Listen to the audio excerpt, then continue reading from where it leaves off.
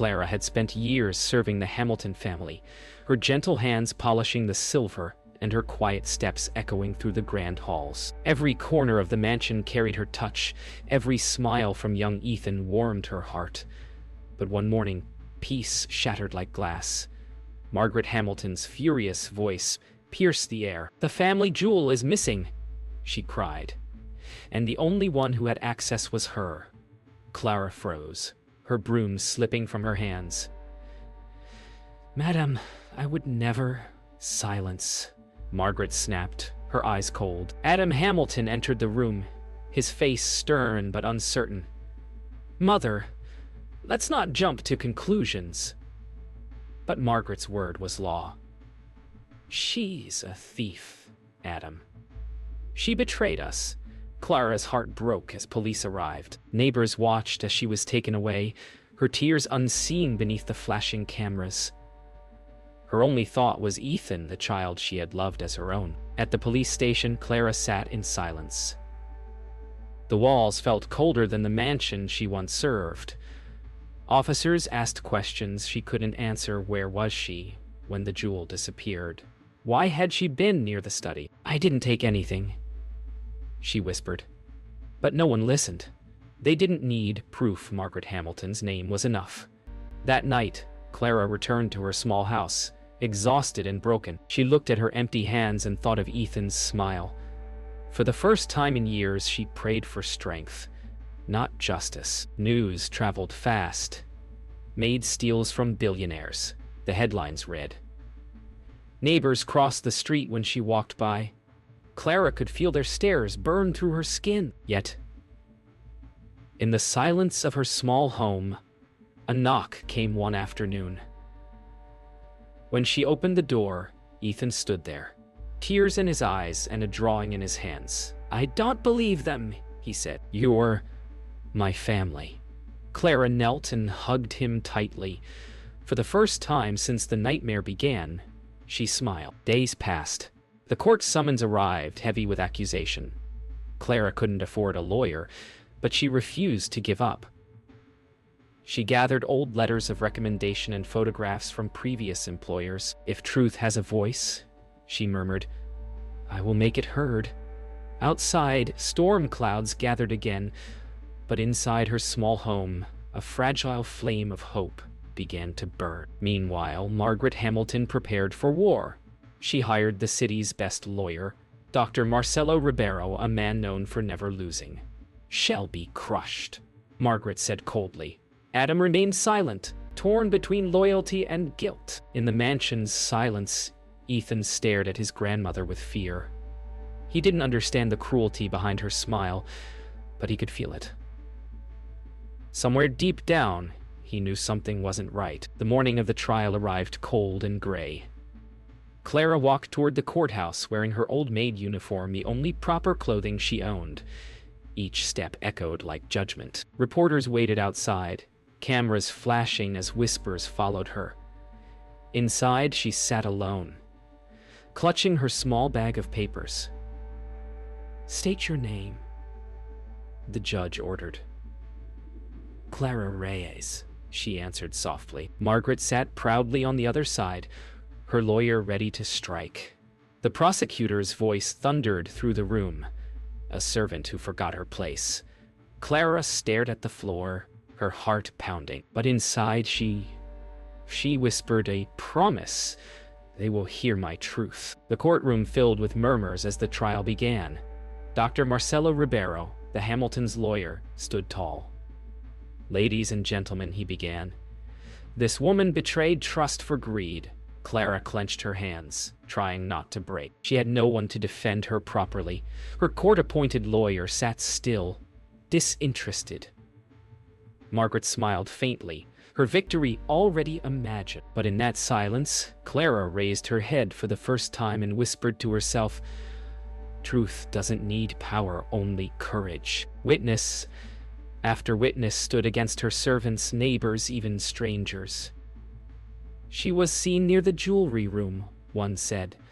"She needed money," said another. Each word was another dagger. Clara's throat burned, but she stayed silent.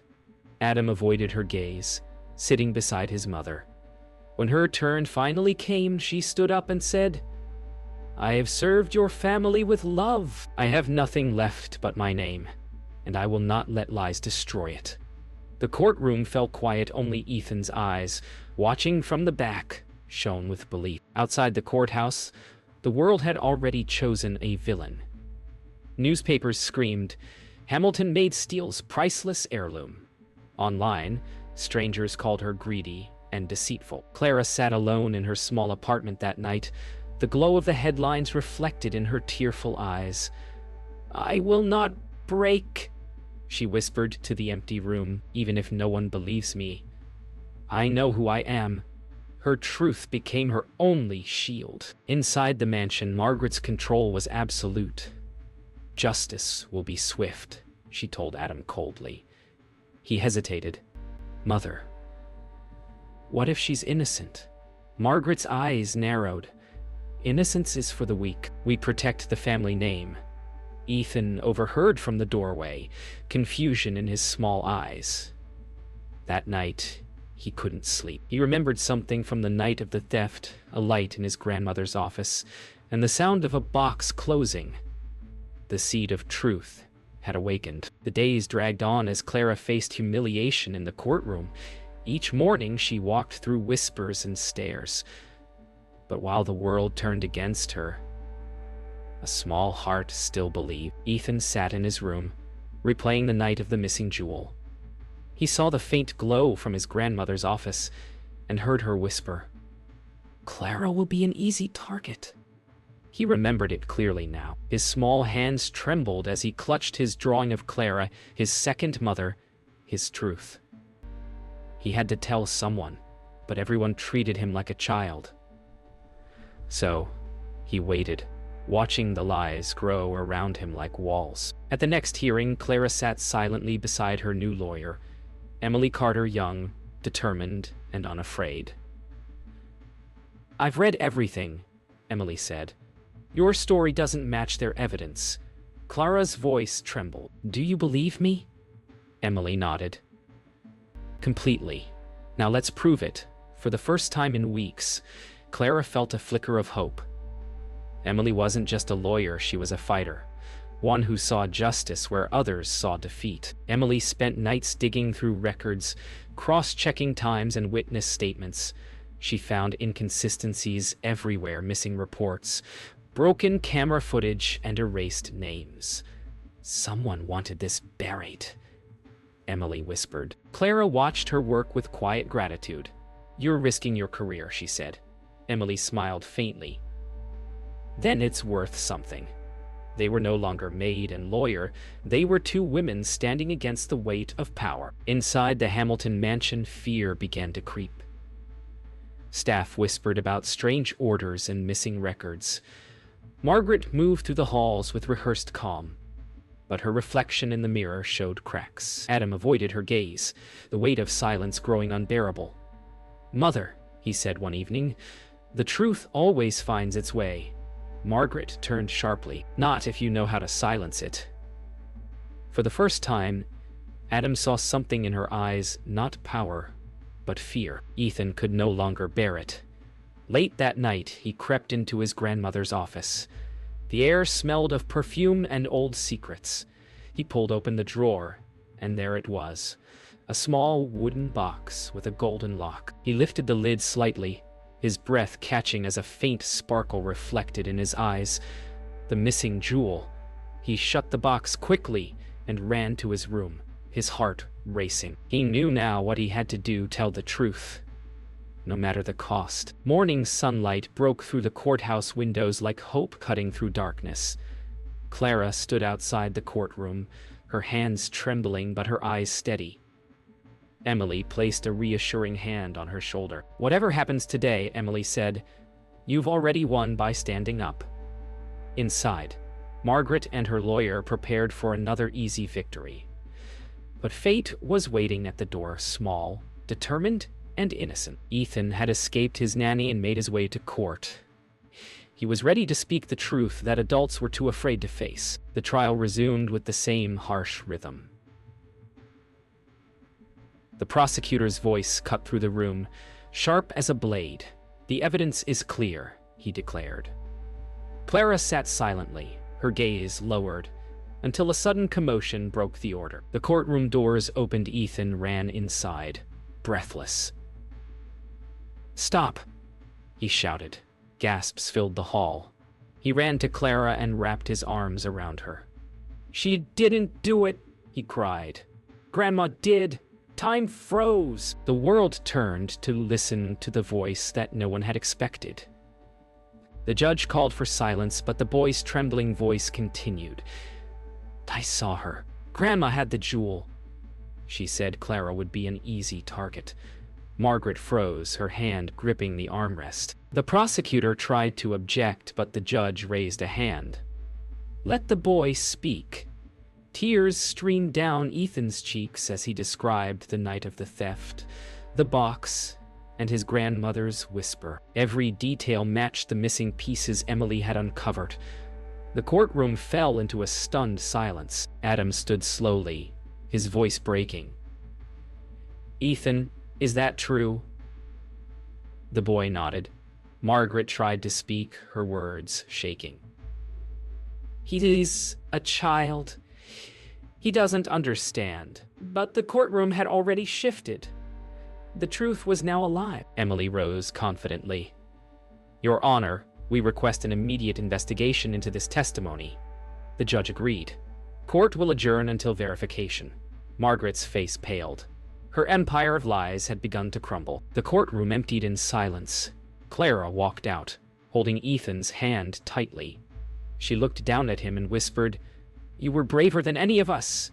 Ethan smiled faintly. "I just told the truth." Behind them, Margaret sat frozen, her face drained of color, her lawyer whispering in panic. For the first time, Adam approached Clara.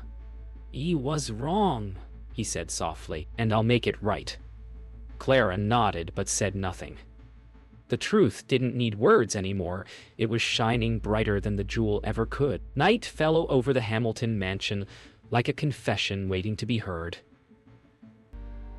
Adam stood in the hallway outside his mother's office, Ethan's words echoing in his head. He couldn't sleep, not while doubt gnawed at his soul. He turned the doorknob and stepped inside. The room smelled of old perfume and guilt. Slowly, he searched through drawers until he found the small wooden box with a golden lock. When he opened it, the jewel glittered under the desk lamp, mocking his silence. Adam's hands trembled. His son had been right all along. The next morning, Adam confronted his mother. "Why?" he demanded, his voice shaking. Margaret looked up from her chair, her mask of control slipping. "I did what I had to." "She was taking your place, taking your son's heart." "You destroyed an innocent woman for pride," Adam replied, his tone breaking. Margaret's silence was her confession. Her power, once unshakable, dissolved under the weight of truth. For the first time, Adam saw not a matriarch, but a frightened woman clinging to lies. Adam carried the box to the police station himself. Cameras flashed as he arrived, but he didn't care. He placed the jewel on the officer's desk. "This was hidden in my mother's office," he said firmly. "It's time to set things right." The officer nodded, recording every word. For the first time, Adam felt the burden of silence lift. His son had spoken the truth. Now it was his turn to act. The next morning, the headlines changed. Hamilton jewel found Maid innocent. Inside the courtroom, Clara sat motionless as Emily presented the recovered jewel. "Your Honor," Emily said, "the evidence speaks for itself." The judge studied the box carefully, then looked at Clara. "You have been wronged." Clara's eyes filled with tears, not of sorrow, but relief. For months, she had lived beneath the shadow of lies. Now, the light had returned. Adam rose quietly from the audience and bowed his head. His silence was an apology words could never repair. Outside the courthouse, the world saw Clara differently now. Reporters once shouting accusations now called her brave. But Clara didn't care about fame.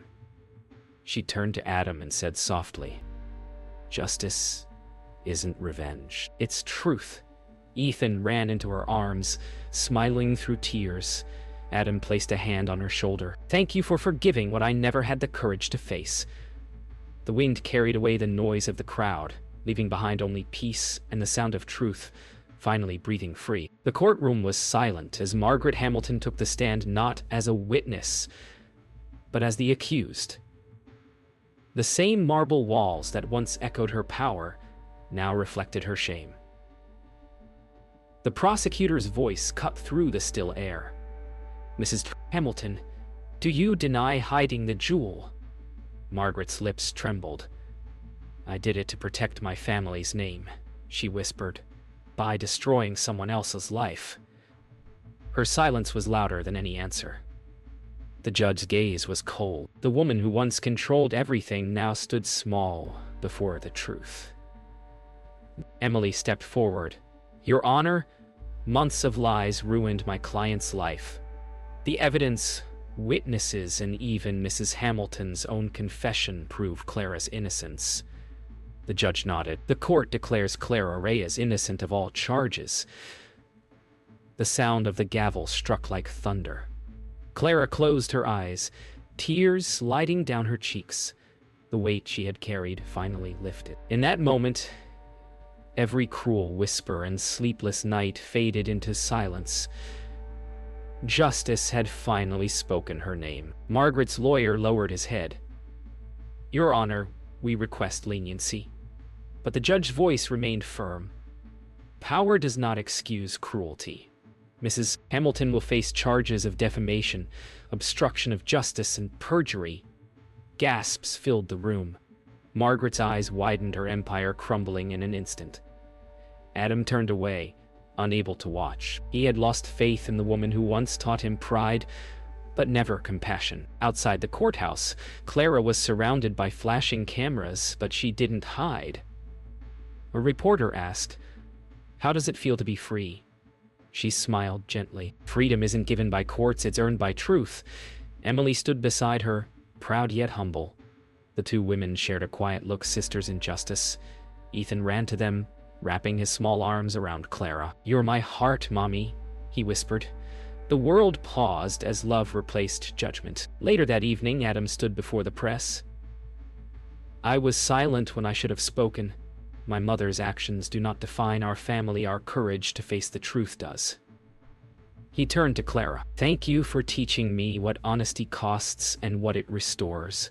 Clara nodded, her eyes soft but resolute. "We all lost something," she said. "But now, we can begin again."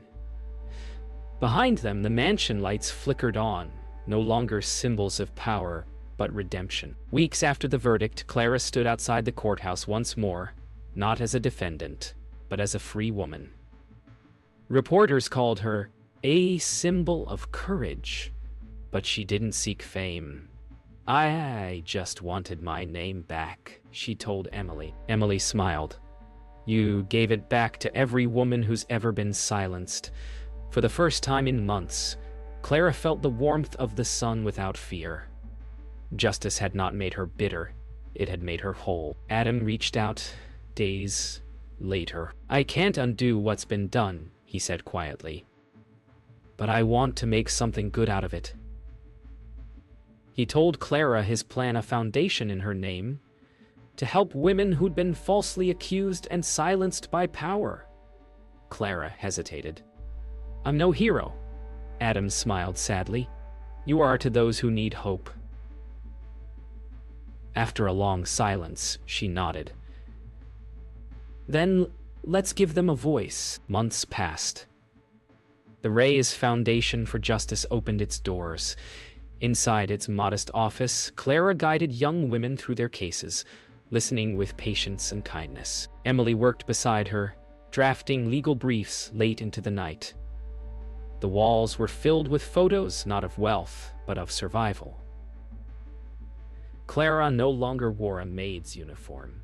She wore confidence, dignity, and peace. The woman who once swept floors now built futures. Ethan often visited after school, He'd run into her office, carrying drawings of smiling suns and hearts.